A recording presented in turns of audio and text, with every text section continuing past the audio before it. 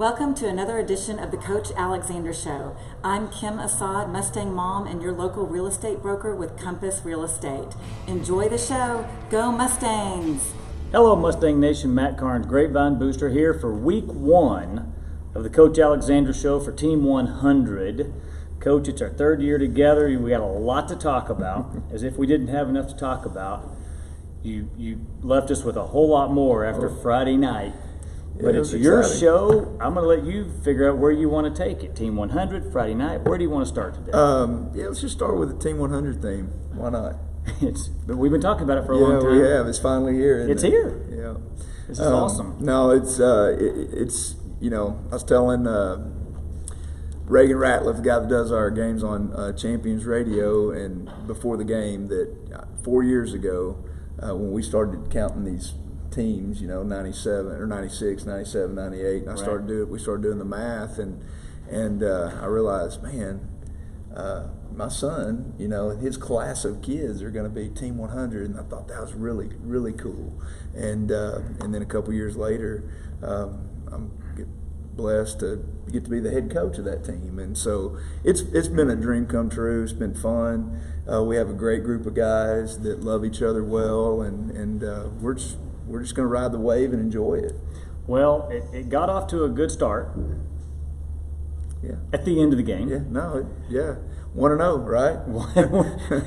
There's no style points from what I hear. No. But, it was a little bit of a late start by getting there late. Mm-hmm. Yep. Everybody got there late.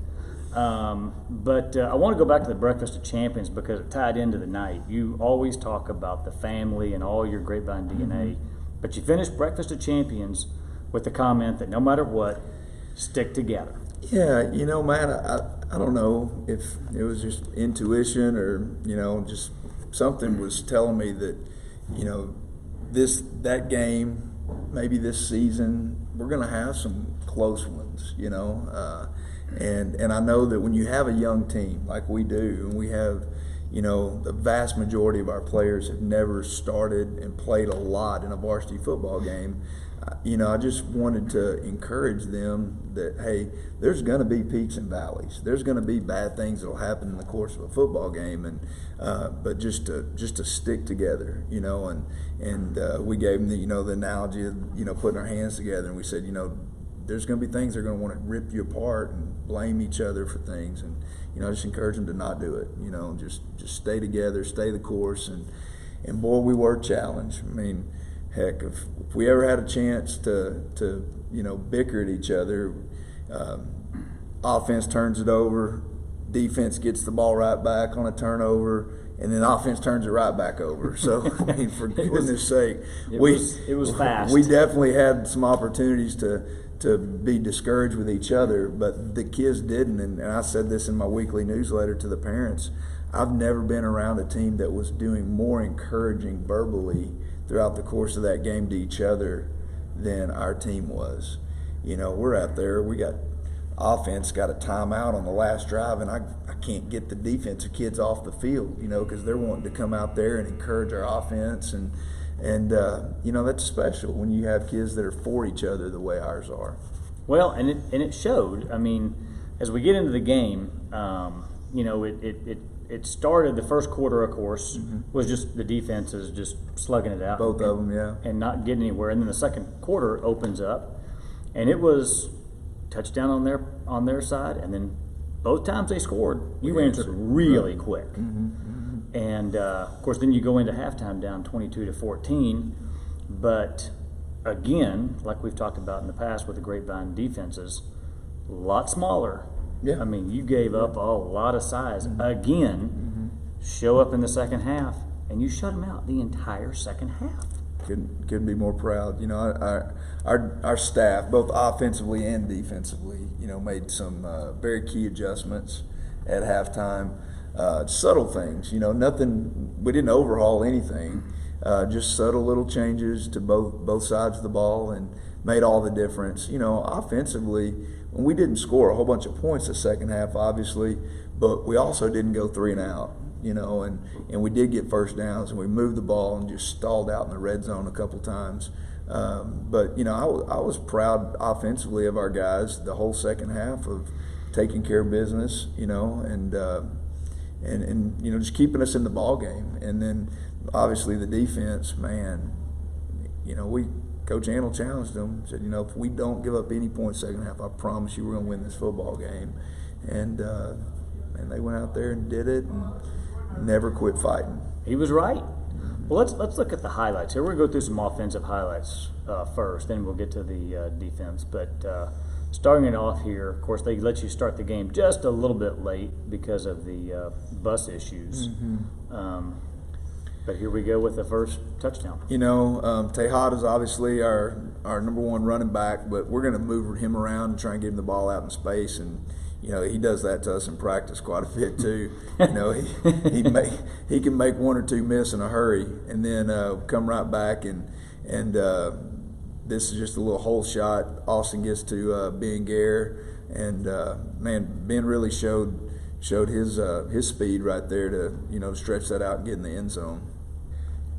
Field goals were huge, in the second half, and I'm one of those guys that I don't mind kicking field goals. I think that you got the points, take them. I think throughout the course of a football game, if you're in a position to score points, you need to score points. There's a time and place, when you got to go for it and you got to get six, but I think that when you can do it, let's just keep the momentum going. And then this is that last drive that started on our 4, big third down conversion right here. Quarterback, just willing his group to get the first down there, and then coming back with the corner route to Elijah Steele. Proud to see Elijah break through with his first big catch of the year there, and then coming back with the glance to Ben Gare. That's a staple in our offense. Obviously, we've been doing that for several years now. And then the game icer, Braxton Russell, first varsity game. Actually, that's not probably true. We let him kick some PATs in the playoffs last year. Right. But that was a big one right there. Well, he had 3 big ones, and actually, they were all 3 dead through the uprights. There was no question on any of them. Yeah.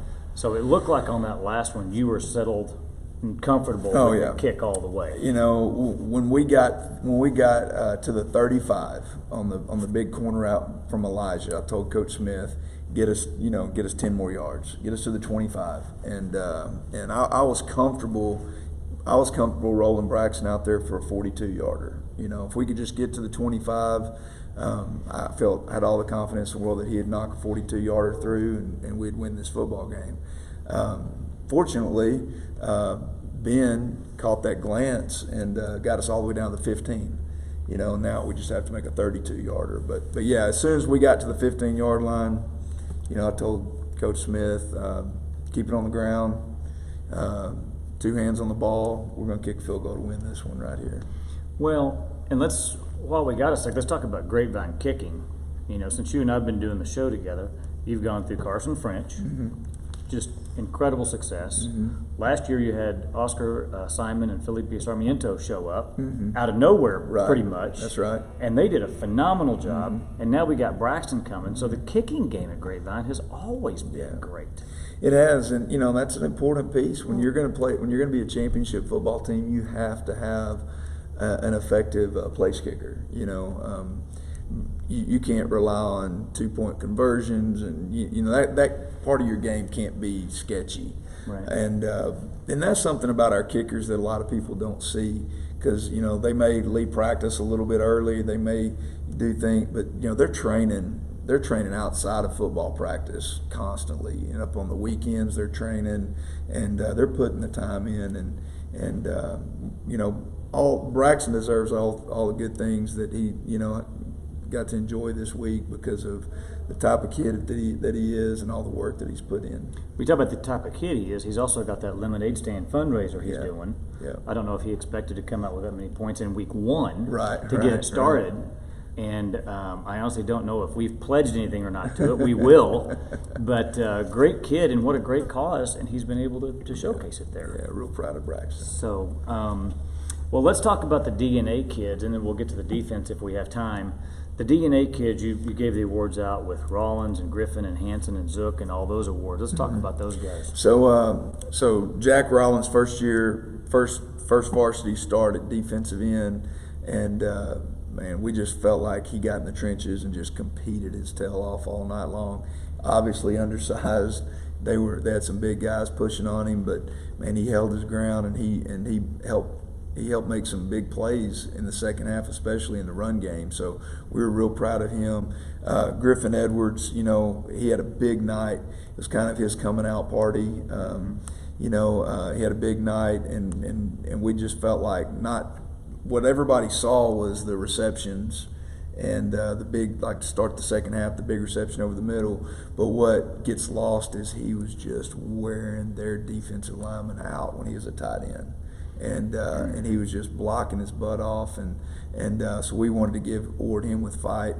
Elliot Hansen didn't get a lot of carries early in the game, continued to be the leader that he is in that offensive huddle, and then late in the game was able to pop a buck sweep for about a gain of 20.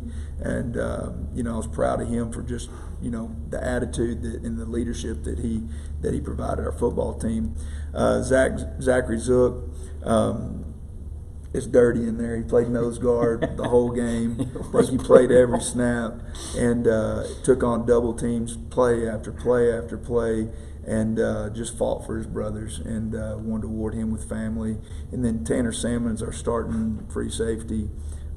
Played 2 series with a broken rib and a collapsed lung, and he wasn't coming off the field, and it wasn't until we realized this poor kid can't breathe that we just wouldn't let him back on. But he didn't want to stop playing, and so we obviously wanted to award him with the tough award. And then finally Braxton for being disciplined enough to do all the little things right to position himself to be able to kick the game winner. So we're real proud of our Mustang DNA guys. Well, we talked a lot about the defense in that second half and how they came up. Let's take a look at some of these defensive highlights and tell us what was happening as this was. Kept our offensive unit on there, right there, and we pinned them deep. So that field position was a big deal throughout the night, and I think we did a pretty good job there. This was Colin McCullough, another one of our Mustangs, getting his first varsity ever action, and he gets our first takeaway of the year. This was a big 4th down play, 4th and 5. They decided to go for it on their own 45. We had it stone at the line of scrimmage, and all of a sudden the kid falls forward for 3 yards. I got a little bit nervous at that point, to be honest with you, but we ended up stopping them just short of the first down. And then later on in the third, second half, once again, defense keeps coming up huge. Coach Handel did a fantastic job of keeping the quarterback off balance by changing up coverage and looks. And then, we get saved and bailed out right here by Jake Cunningham, running that kid down and giving us another chance. And then once again, punt team pinning them deep inside the 5. We did that twice in this game, which is a big deal. You rarely get to do it once in a game. We did it twice, and that's important. But just, field position was a big thing throughout the second half, and I think giving the quarterback some different looks than we did in the first half, and the secondary kind of kept them off balance. But then it just comes down to our kids' desire and fight to want to get this win. And like I said, I tell everybody that'll listen, I'm really proud to be their coach. I'm proud of the fight that they have, and we got a big challenge in our hands this week, though. Well, it will be, but you've proven through the years that defense, no matter how big or small the team they're playing, they're going to be there. They're coming at you, and the other team needs to be ready because it's coming. Congratulations on week 1. Let's talk about Abilene Cooper as we get ready for that. Of course, we're going to have Breakfast of Champions 7 o'clock Friday morning before the drive out to Abilene. Let's talk a little bit about Abilene Cooper. Statistically, it looks like they're kind of in the same mix as what y'all are. I think they're a really good football team. They have a lot more returners than what we have.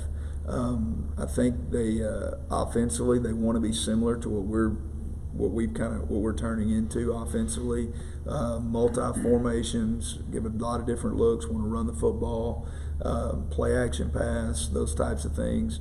But man, they're really talented, both sides of the ball. Their offensive, defensive linemen are really large, and they're a well-coached team. I mean, anytime you play an Abilene Cooper team, you know what you're going to get, and we're excited to get to go to Shotwell Stadium. It's one of my favorite places. I got to coach out there for 4 years in the early 2000s. It's going to be fun to go back and coach there again this Friday. So we're fired up about it. It's actually a 7:30 kickoff at Shotwell Stadium. Good. It's our only 7:30 start of the year. Okay, good to know. Thanks for clarifying that. Well, we'll look forward to seeing you there. Mustang Nation, make sure you get there. They're going to need all the help they can get Friday night. Shotwell Stadium in Abilene's a great atmosphere, great stadium. But again, we're going to be up against a bunch of big guys, and we're going to need a lot of racket from Mustang Nation this week. So special thanks to all the sponsors who helped make Team 100 special. Special thanks especially to Kim Assad for sponsoring the show again. And for everybody who helped make this one happen, thank you so much, and we'll see you next week. Thanks for watching the Coach Alexander Show. For all your real estate needs, you can visit me at compass.com. Go Mustangs!